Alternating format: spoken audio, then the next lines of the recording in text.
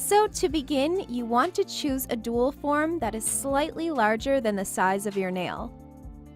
This will help you use the correct amount of polygel. If your dual form is the same size as your nail, then the sides may not get the polygel. This is incorrect and the nail will be brittle. The brush we're using for polygel has a spatula for cutting off and applying small amounts of polygel. As you can see, polygel is very thick and it's sold in tubes.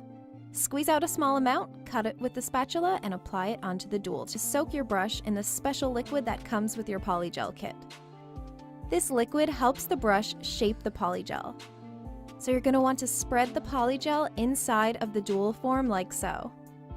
After that, press it onto your natural nail by placing the tip over the cuticle at a 45-degree angle and then lowering it onto the tip. Press firmly to avoid any bubbles. Then you can go in and correct any imperfections using the brush.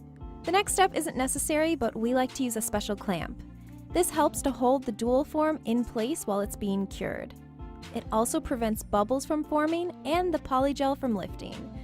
So cure the polygel for 2 minutes in a UV LED lamp, and after that, pop off the dual forms. It's almost perfect already. You just need to file the tip to your desired shape. You can now apply a top coat and your nails will be ready. However, we're going to show you a simple design first. So we're going to take some holographic flakes and we're going to make an ombre with the flakes using a brush. After that, we chose to put a metallic sticker on the ring finger like so. Apply a top coat, cure, and our nails are complete.